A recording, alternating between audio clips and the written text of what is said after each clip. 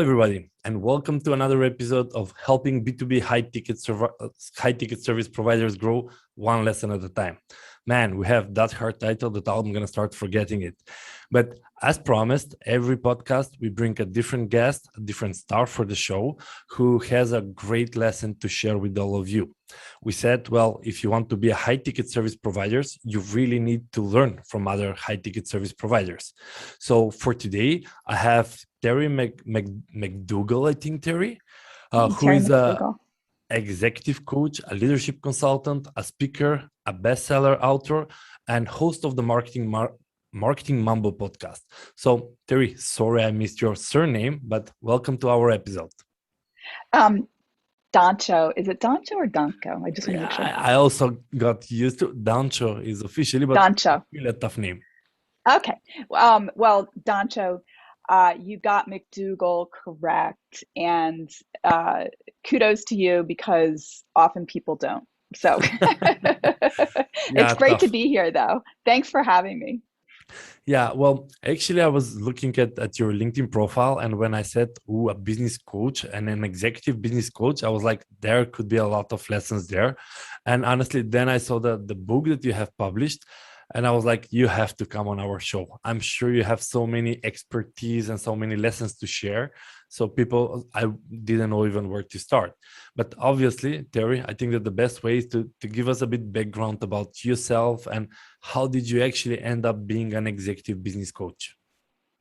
Sure. Well, I've been doing this for about 4.5 years. And before I made the switch, I worked in the corporate world for 30 years. I worked in Nice. marketing the entire time.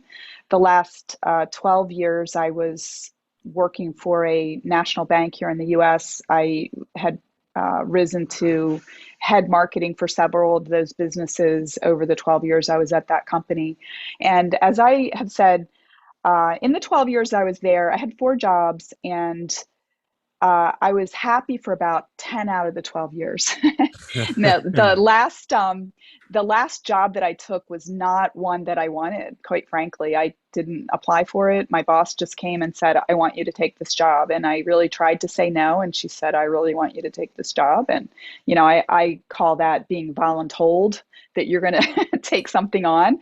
And it never really was a good fit for me. And it got me really thinking, what's next? I looked around the company. I did not really see any, potential career path that seemed like a good fit for me.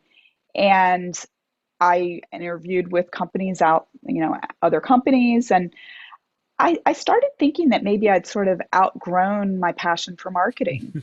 And I actually had hired career coaches earlier, or executive coaches earlier in my career, and I had found the experience to be really beneficial. In fact, I had hired a coach that helped me make a pretty big leap from being, maybe just having a couple people reporting to me to getting a pretty big promotion where I was leading a department. And so I knew the benefit of it. And just through networking around that time, I met somebody who had gone through a coach training program. She had actually sort of a similar background than that I did in her career. And so that just led me to explore the training program that I went through. And I actually decided to leave my job. I was in a position where I was able to do that without having another job. And in some ways, I kind of took a sabbatical. That was my intention at first, was Nice. that I was just going to sort of like, in some ways, sort of detox from being in that position that I didn't really like, kind of get back to my natural shape, um, and then also do some things that I enjoyed doing. It's like go through the training program. But my intention at first was to get the coach training certification, get another job, use those skills in my next job, and have that, maybe have a couple clients on the side. And then maybe as I got closer to retirement, do that full time. But as I went through the training program, I was in a cohort of about 40, and many of the people either had their own companies already or they were planning on Mhm. setting them up. And so, as I say, I feel like that entrepreneurial spirit was contagious.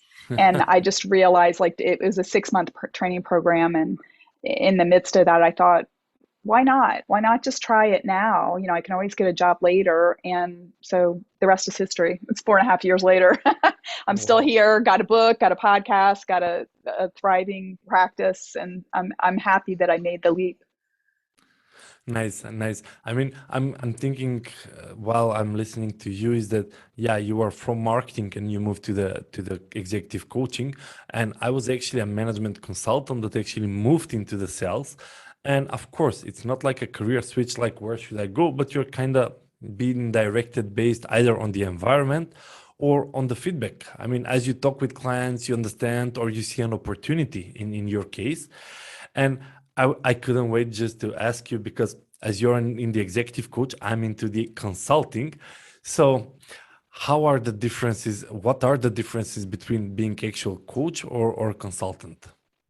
You know, they're I think minor differences. I mean, surprisingly, you know, as a marketing director, I was basically a consultant within my former Mhm. organizations, you know, because I would meet with business heads, understand their problems, you know, work with them to come up with solutions and plans, and then being a marketing in the organization, my team would execute on those. But there was definitely a consulting aspect to what I did, and it actually surprised me a bit that when I became a coach, that when I really stepped back, I realized I'm just doing the same thing that I always did, which is meeting people where they are, understanding their situation.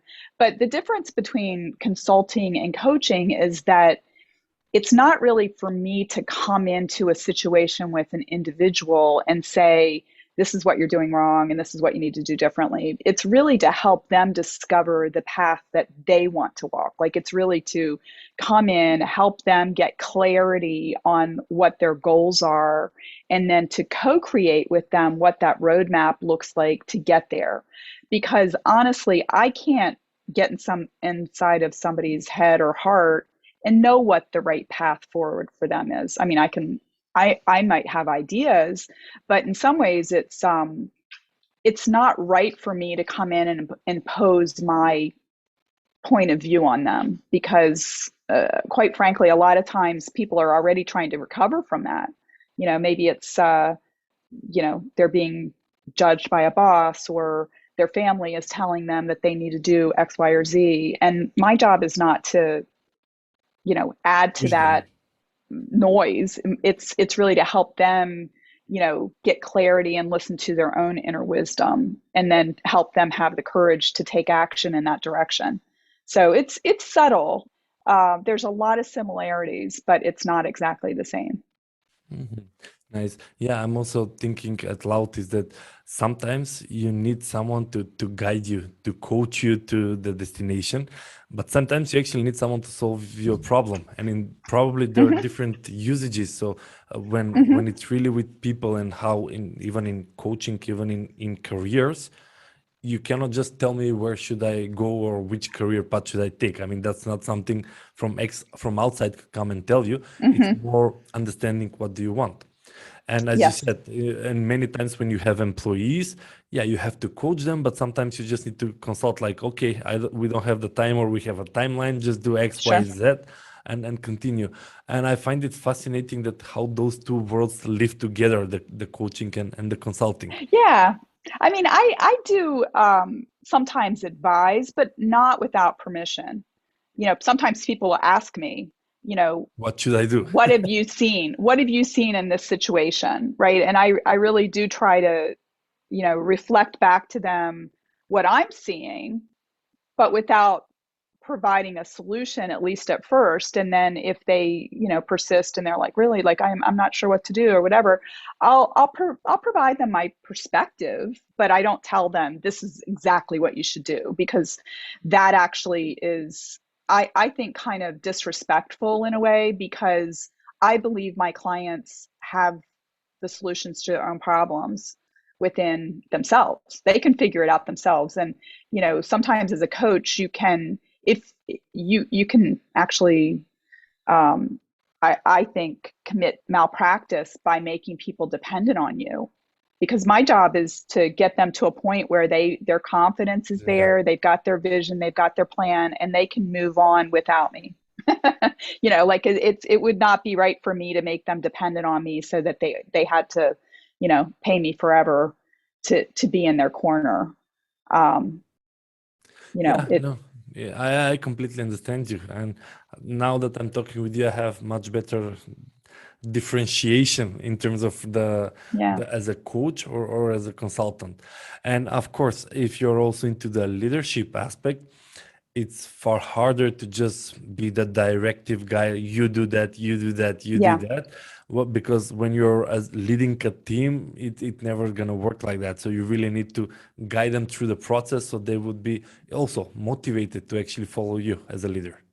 Yeah, if you think about like even a sports coach, I've said very often I've never seen a sports coach like throw off their headset and run into the game when somebody else messes up a play. Like one of the players messes up a play, they have to direct from the sidelines, right? It's not my job to play the game, and it doesn't matter how good I am at playing the game. I'm not playing the game on their behalf. They have to play it on their own. Exactly. And my job is to help to make them stronger and more effective in their own game. Yeah, so I guess I'm kind of alluding to my book, winning the game of work, right? I do think of it as a game, and as there being strategies and really being able to step back and see the playing field so they can see themselves in the context of it.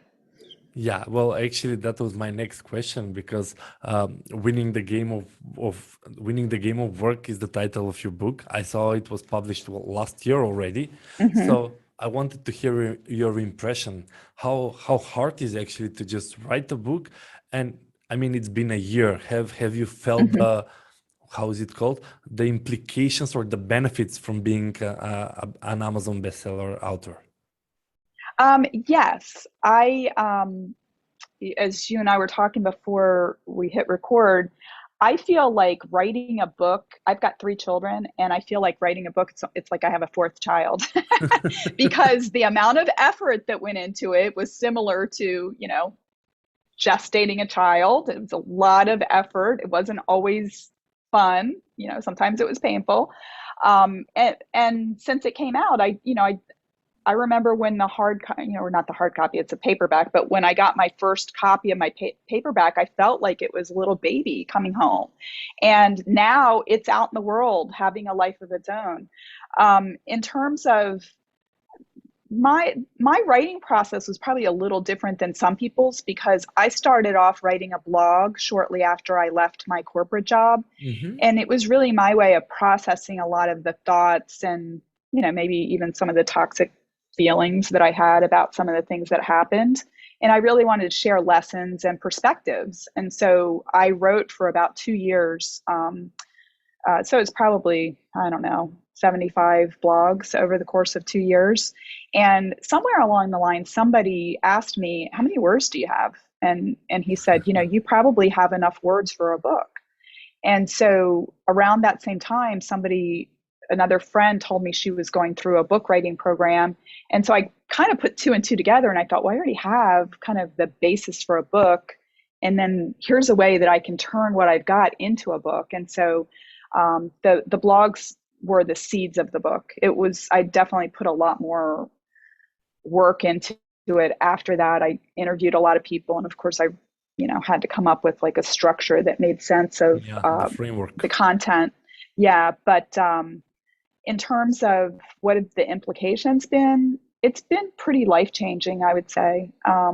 It's given me, the book is a calling card for me now. I've been on more than 100 podcasts at this point, sharing my perspectives about, I mean, at the heart of it, people's worthiness and um, work doesn't have to be drudgery and it doesn't have to be horrible. I really think that all of us, should be valuing ourselves and finding situations where we can bring our strengths and our, skills and the things that we like to do to the workplace so that we get compensated for doing things we're good at and that we like to do rather than feeling like we've got to, go to work in the coal mines every day.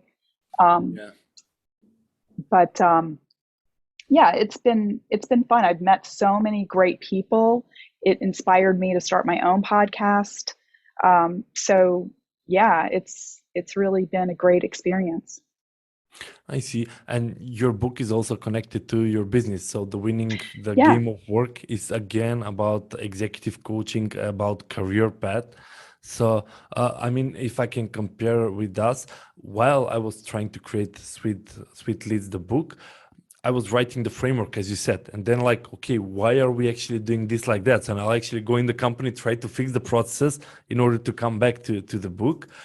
And are you actually referencing your book? Like you have a sales call and you see the sales obstacle just on the line. You're like, you know what, chapter 7 or chapter 3 in the book, I exactly the do it a same address. lot. Yeah. Chapters 9 and 10 are two that I direct people to a lot because you know, very often I'll work with people that they're not getting full leverage out of themselves and the resources that they have at their disposal. It's very common for people to get promoted and not to mentally promote themselves. You know, a lot of times people will keep trying to do the old job and their new job. And then they're wondering like, why are they so stressed out? And, you know, that those chapters are about finding the leverage points within their business or Mhm. within their, job, so that they can have more impact without working as hard. And that's, I mean, my mission really is for people to, to have success, but also to enjoy themselves, to be happy in their lives. We shouldn't have to, trade off our personal happiness for for professional success. And there are a lot of people that when I first meet them, I'll look at their LinkedIn profile and be like, wow, look at them, look at them. They've accomplished a lot. They've got this great title. They work for this great company. But when they talk to me, they're really not very happy. And if I can help them expand that sweet spot between, enjoying their professional success, but also having time and energy to enjoy their lives, that's the win-win. Nice, nice. No, you have a really nice story as I'm digesting. So you're actually wearing a lot of hats. So I mean, when we're talking about experts, you have quite a lot of expertise, like in marketing, in coaching, in book writing. But if you have to define yourself now, what would be your main expertise now? Well, my main expertise is coaching. And, what I it's funny because I don't think that you can take the marketer out of me. Because I just did it for so long and I love marketing. That's why I started the Marketing Mambo podcast because I love marketers and I love talking about marketing. But actually, marketing comes in very handy. Just the marketing mindset comes in very handy in coaching because a lot of times I'm helping people to, think about their personal brand or think about how do they position themselves within the organization to, be promoted or to be known for certain things. Or if somebody's in job search, help them. I mean, they're marketing themselves as a product. They are a product, right? Yeah, So the they have to personal really brand is always a big thing. yes. Yes. So I think that all of my background sort of intersects in what I'm doing right now, which is, you know, it's helping people to be more effective. And that includes not just, the value that they're adding for their company, but, what they're enjoying in their personal lives. Yeah, yeah. Well, when you said marketing interrelates with the coaching, the first thing that popped my head was like, you know where the person needs to get, you know that he needs to figure it out, and then your value stack is, Yes. well, if you figure it out on your own, you're gonna get X, Y, Z as a marketing promotion. And I started laughing because I understand that the personal branding is not just for career, it's even as a business, even as an individual. You have to continue building your personal brand. Even on some of the previous podcasts, when we were reflecting what should have I done differently 5 years Mhm, ago, I should have started earlier with personal branding, with connecting, with mhm, networking, mhm. because that Yes. stays forever and not like just, well, I'm too busy, I have to work, I don't have time to Mhm. position myself as an authority. Yes. Well, it's something that you're absolutely right. We need to be doing all the time. And I've got examples of people that, especially when I was first starting my business, my first clients were people that I knew from many years ago.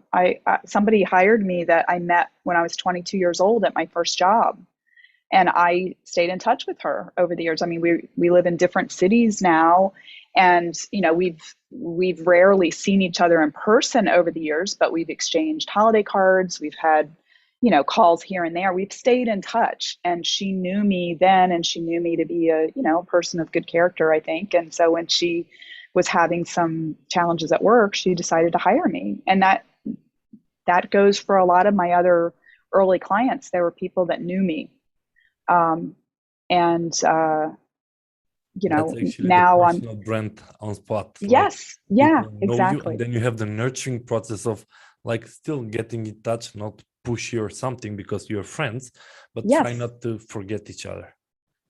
Yeah, yeah, exactly. And then I think that, I mean, personal brands, it's if people know you, they know who you are as a person. But, when we're trying to amplify this on social media through other marketing channels, I think it really is about showing up authentically and allowing people to know what you're about, how you operate.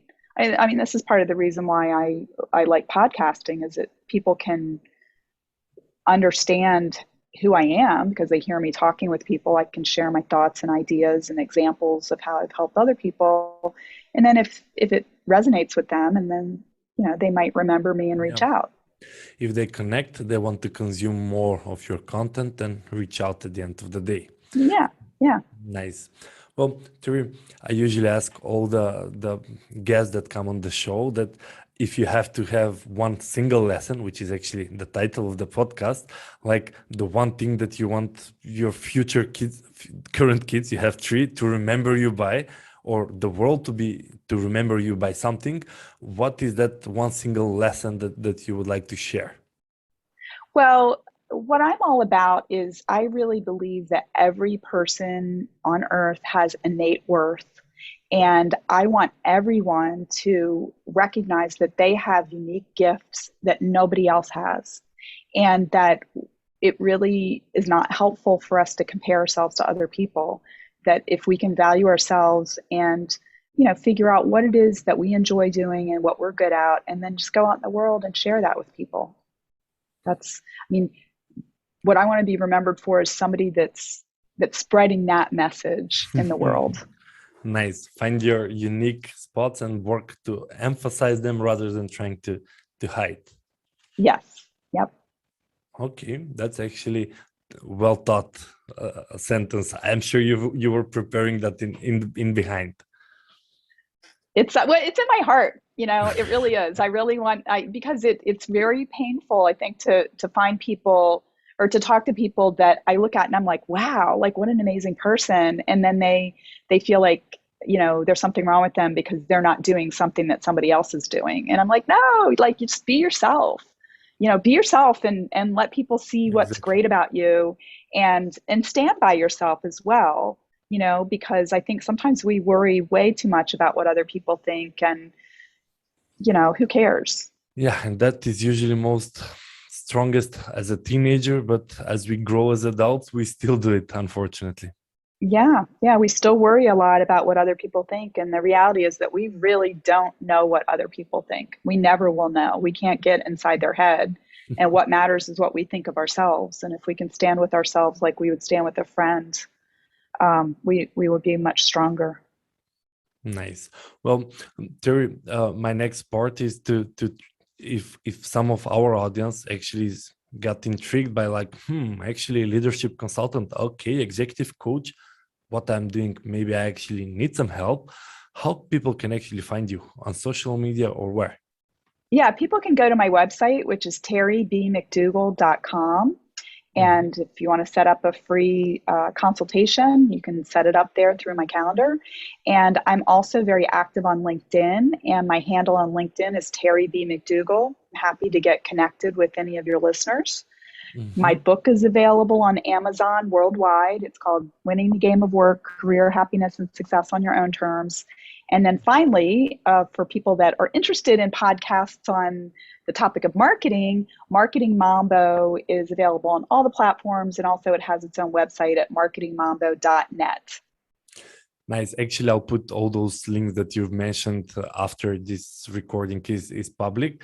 But as you were mentioning, I was like, okay, quite strategically organized. So the website is the business presence.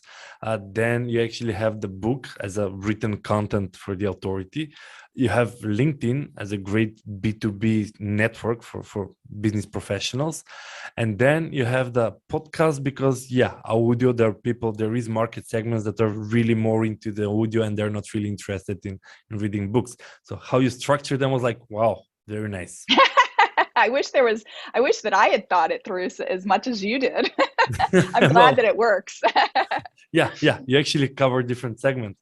Well, Terry, at the end, I usually want to summarize the lessons that I've personally learned from this discussion, because I don't know if you noticed, but I'm trying to capture notes from time to time, because as we try to share your lessons, I'm also trying to reflect on your conversation and actually try to pinpoint the lessons that I thought were really insightful.